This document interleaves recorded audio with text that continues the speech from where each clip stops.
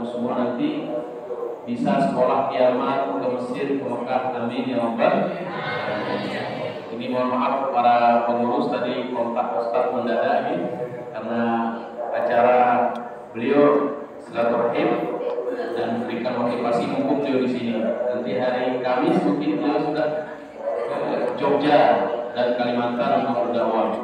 Mudah-mudahan beliau sampaikan ada tulab thalibat atau adik-adik santri-santriwati, kami juga mohon doa yang untuk anak-anak kita yang ada yang yatim, karena doa anak yatim itu adalah sangat dijabah dan dikabulkan oleh Allah. Maka saya sangat senang berkumpul di tempat kita dan mudah-mudahan sekali lagi semua kita dapat barokah.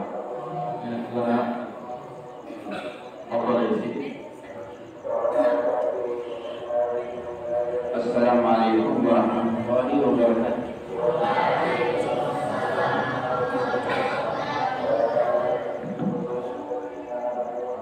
Kaifahakum, asakum berkhair wa afiya insyaallah. Gimana kabar kalian anak-anakku yang cantik-cantik dan yang ganteng-ganteng? Alhamdulillah. Wa nasallallahu subhanahu wa ta'ala an yaftah alaina wa alaikum futuhal arifin. Kita minta kepada Allah Subhanahu wa ta'ala semoga kita dibukakan pintu ilmu seluas-luasnya. Amin.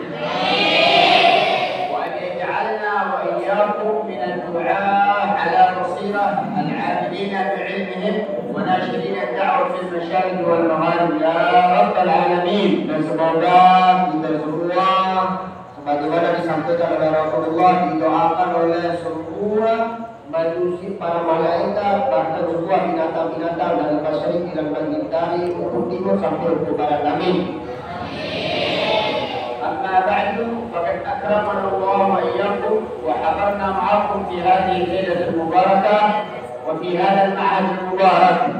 Kata beliau, alhamdulillah, setelah beliau mengatakan wa ba'du, alhamdulillah Allah kumpulkan kita di tempat ini, di tempat yang mulia ini bersama orang-orang yang baik, orang-orang yang saleh. Itu sungguh satu kemuliaan dan kita akramana. Allah muliakan kita. Allah memuliakan kita. Fi asyraf al-awqat di mana al-maghrib wal isya fi lailatul jum'ah al-mubarakah allati yastajibu Allah biha du'a. Dan sungguh di antara Isya, Maghrib dan Isya ini adalah satu waktu yang penuh dengan keberkahan dari Allah. Dan waktu ini juga bertepatan juga Lailatul Jum'ah. Ini malam yang penuh keberkahan.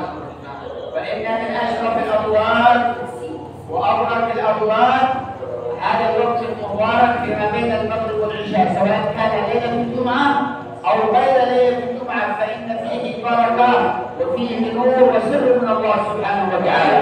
Dan waktu ini juga antara maghrib dan isya adalah waktu yang sangat berkah dan di mana Allah berikan cahaya kemuliaan yang luar biasa antara maghrib dan isya dan di malam Jumat.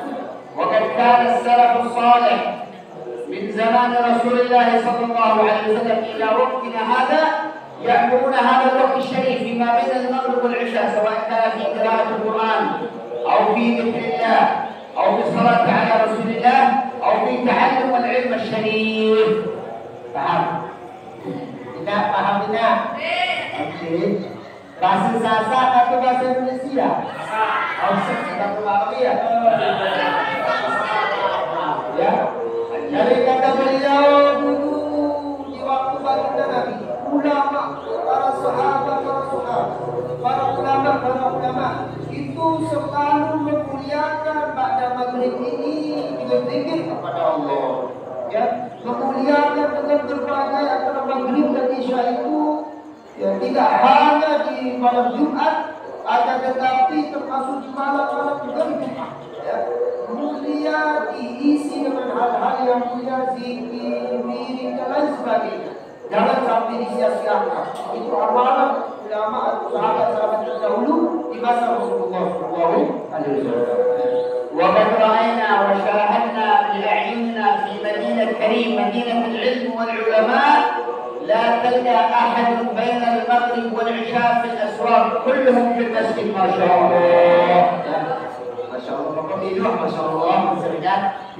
Jadi kata beliau, maka terakhir subuh kami memandang, kami melihat nyanyi tadi di kota lain tempatnya sejak umur zaman itu memuliakan ya maghrib itu tidak ada yang kami lihat mereka di pasar-pasar nggak ada.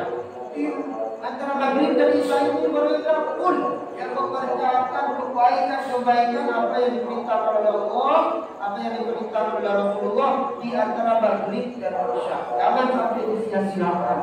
Faqalimatul umur ترتيب الأوقات ومن لم يرتب أوقاته ضاع عمره والعياذ بالله في غير طاعة الله. Jadi kata beliau dari kemuliaan umur kita ini salah satunya adalah kita harus menggunakannya mempergunakan umur kita ini salah satu bagian umur itu umur kita supaya kita kaya.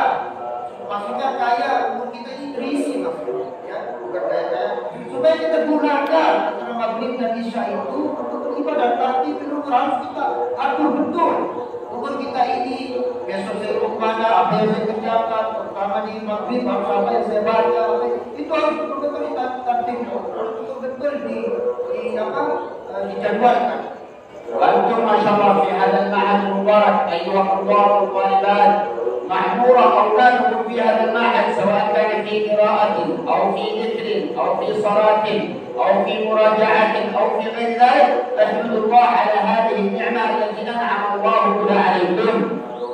Kata beliau, alhamdulillah kita semua masuk di pondok ini, kata beliau sudah begitu teratur ya dan oleh guru-guru di sini, termasuk ada yang baca Quran, ada yang kegiatan mengaji, ada yang kegiatan tinggi dan lain sebagainya.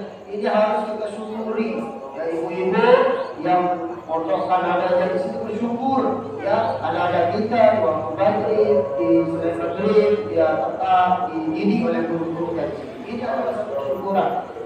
Al-baitu atau al-ma'had alladhi yakunu fihi aytam tataraddadu alaihi al-malaikah wa tuhibbuhu al-malaikah wa yad'una li sahib hadha al-makan bi barakati al-aytam.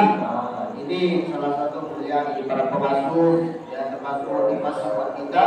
Jadi kalau ada rumah, ada ma'had, sekolah ataupun pondok di mana anak yatim itu berada di situ, wajib Allah akan turunkan kasih sayangnya, wajib Allah akan turunkan nikmatnya, dan wajib Allah akan turunkan kemuliaan pada tempat itu. Kalau ada di rumah ataupun di madrasah itu ada anak yatim. Wa yakunu man yafsul al-aitam yakunu qaribun min an-nabi alaihi salatu wassalam kama jaa fi hadits hayy yaqul ana wa kafir al-yatim kahatayn fil jannah. Masyaallah. Ini pengasuh juga ini ya. Kadang kalau ceritanya kalau pengasuh ini ada yatim atau ya. Jadi seorang yang mendidik ya, yang bertanggung jawab atas anak yatim itu dekat sekali dia dengan surga. Dan dengan surga itu tidak ada jarak. Bahkan nanti di surga itu dia bersama Nabi, seperti jari ini, kata beliau, seperti dua jari yang berdekatan. Tidak ada jarak, betul-betul tidak ada jarak. Jadi seperti itu orang yang menanggung kehidupan ataupun yang bersedekah ataupun guru-guru yang mendidik atau orang tua yang membantu berjualan di tempat ini untuk ada yatim atau pelukung sami, mara kata Nabi ini mara dua jari mulia. وإن الله صغير في السن لكن الذي يعلمهم والذي يربيهم تصلي عليه الملائكة ويستغفر له كل شيء في الأرض وفي السماء بسبب تعليم هؤلاء الصبيان وهؤلاء البنات الصغار ما شاء الله. Kata beliau, termasuk anak-anak yang ini walaupun dia kecil sekarang ini ya, maka Allah Subhanahu wa taala yang kita tidak tahu nanti mereka telah di kala besar menjadi orang-orang yang sukses, mungkin di kala besar menjadi orang-orang yang betul-betul menjadi ulama di seorang alim. Ini walaupun kecil-kecil, mereka ini adalah membawa keberkahan dari Allah Subhanahu. واعلموا أيها الطلاب والطالبات أن أشرف العبادة بعد الفريضة التي فرض الله علينا طلب هذا العلم وتعلم هذا العلم، هذا يحبه الله. Kata beliau, amalan yang makruh yang setelah kan amalan ini ada yang diwajibkan oleh Allah, termasuk yang makruh.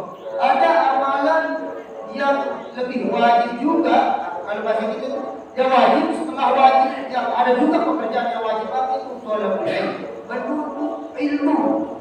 Ini menuntut ilmu ini satu kewajiban, ibu-ibu ya, dan kewajiban buat kita yang setelah makruh, yang sholat wajib ini maka menuntut ilmu itu kewajiban yang harus betul-betul perhatikan. وقد أمرنا النبي صلى الله عليه وعلى آله وصحبه وسلم في الحديث الصحيح على فريضة طلب العلم الشرعي الفرضي.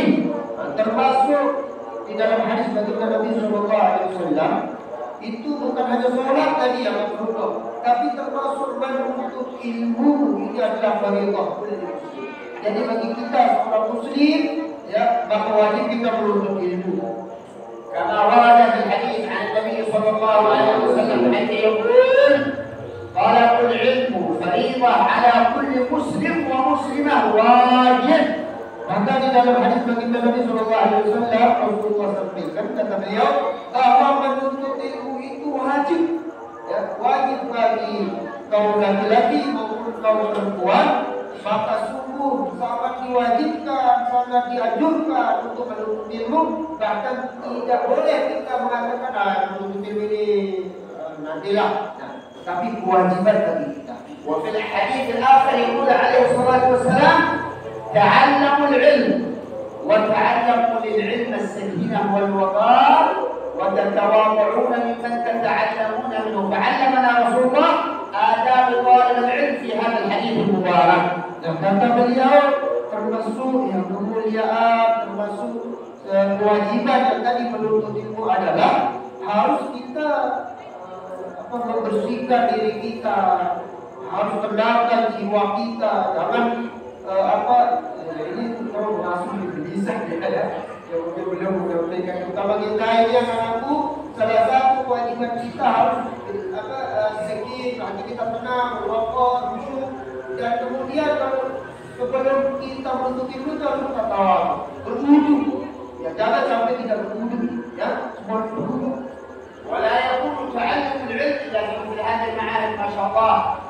جزا الله خير المؤسسين لنهضة الوطن ونهضة البنات في هذه البلاد المباركة، ما شاء الله في معاهد كثيرة التابعة لنهضة الوطن ونهضة البنات على منهج أهل السنة والجماعة، ما شاء الله معاهد كثيرة جزاهم الله خير على ذلك. Dan termasuk kita bersyukur ya, termasuk di Ma'had ini, sekolah ini, Ma'had itu di sekolah, tidak hanya Ma'had itu. Jadi Ma'had itu sekolah, semua di sekolah ini terutama bagi pendirinya, bagi pengasuhnya, bagi guru-gurunya, ya ini termasuk berkah dari Nahdlatul Ulama, ya, muassis Nahdlatul Ulama. Jadi berkat jasa Nahdlatul Ulama, ada madrasah-madrasah di mana-mana, ini termasuk kita syukurkan kata beliau. Harus kita syukurkan, harus betul-betul kita bersyukur kepada Allah karena berkah dari Nahdlatul Ulama ada madrasah-madrasah. Karena di akhir zaman تتأسس معاهد لأجل محاربة الكتاب والسنة، ولأجل محاربة آل البيت، ولأجل محاربة نهضة الوطن أو نهضة البنات. فهؤلاء من قرن الشيطان الذي أخبر النبي عليه الصلاة والسلام.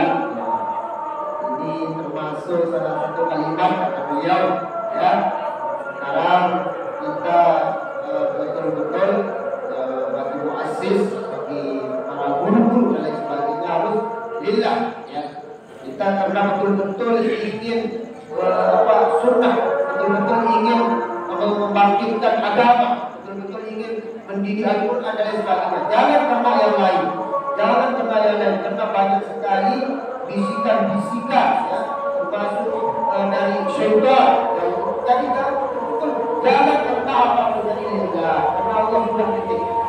وإن كان معهم أموال كثيرة ستنتهي وستضعف ولا يبقى إلا من كان لله وعلى الله ومخلصا لله سيبقى إن شاء الله.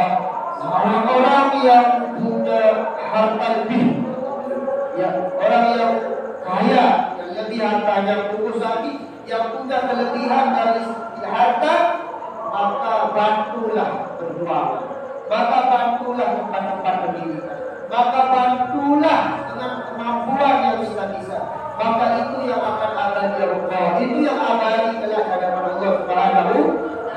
Masyaallah, fi hadha as-sin al-mubarak أول ما يجب تعليمه آداب النبي عليه الصلاة والسلام، سواء كان آداب الأكل وآداب بعد الأكل، آداب الشرب، آداب بعد الشرب، آداب النوم والاستيقاظ من النوم، دخول الحمام، خروج الحمام، دخول المسجد، خروج المسجد، ما شاء الله.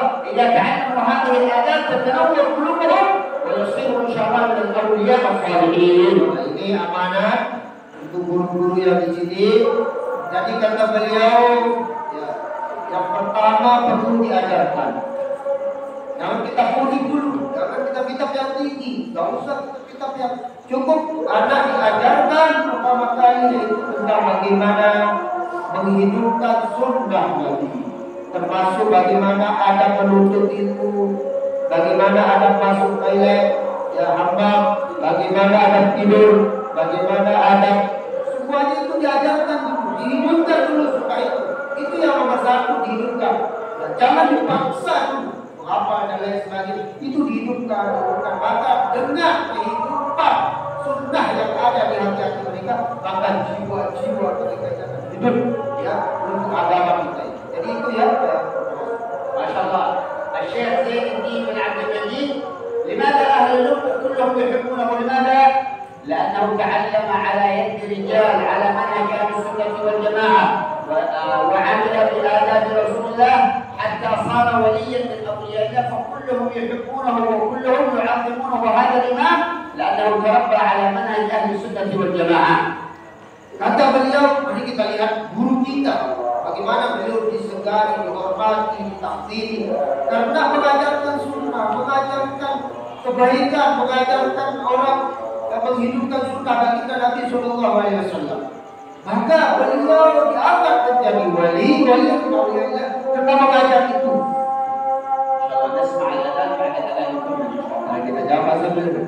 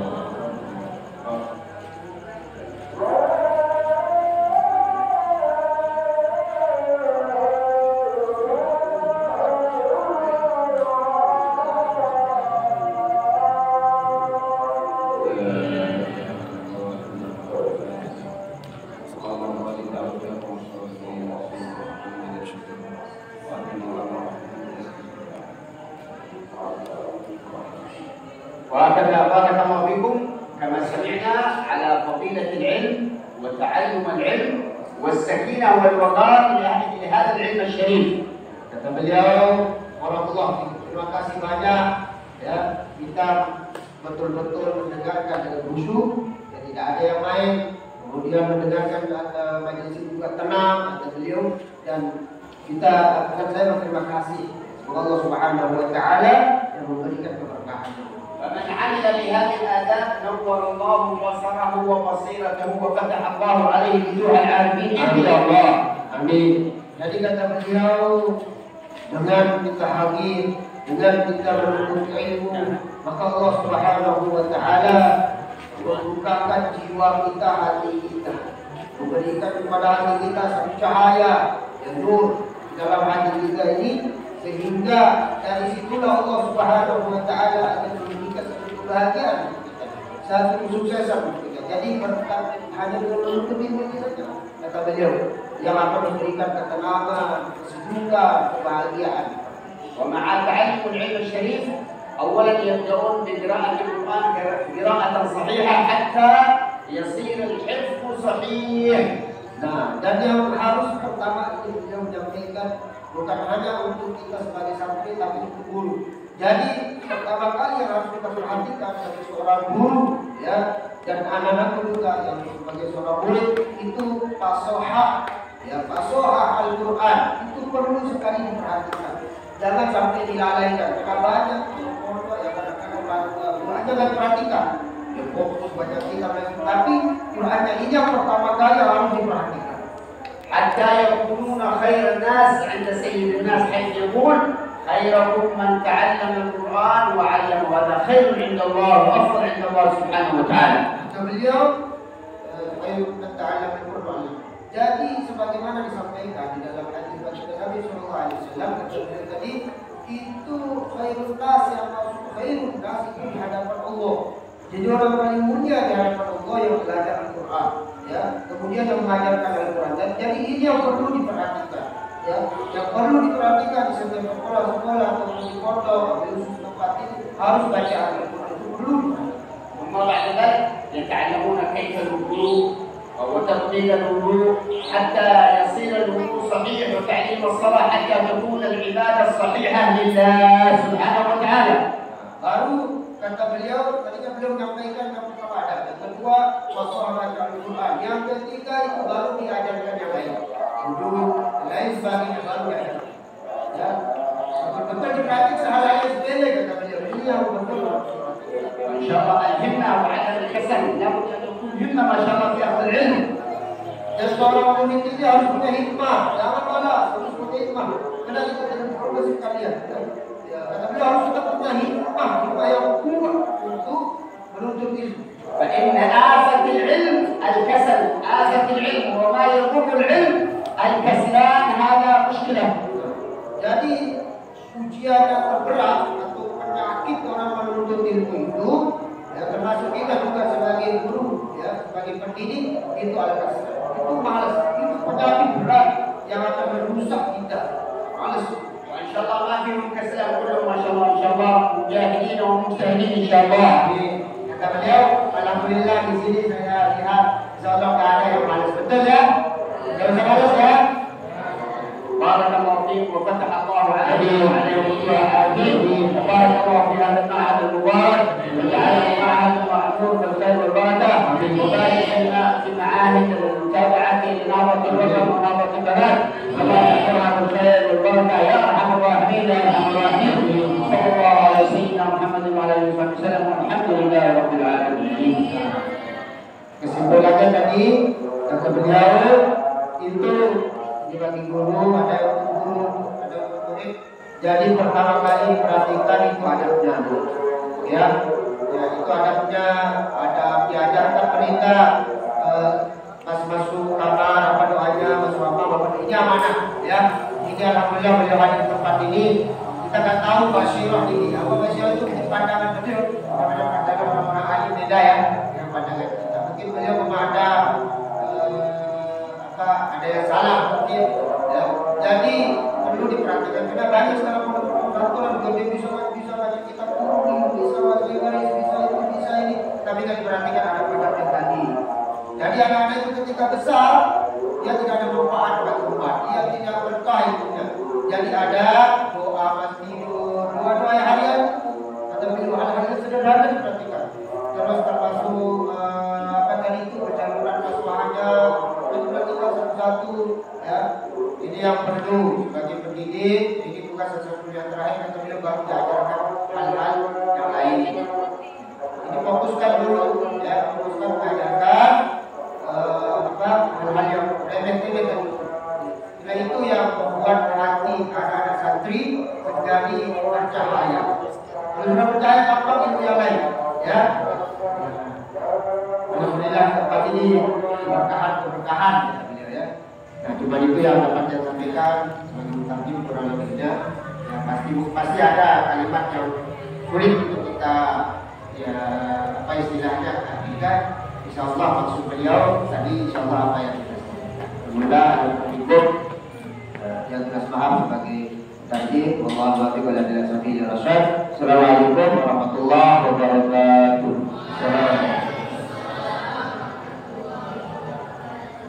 Demikian adik-adik, Ustaz.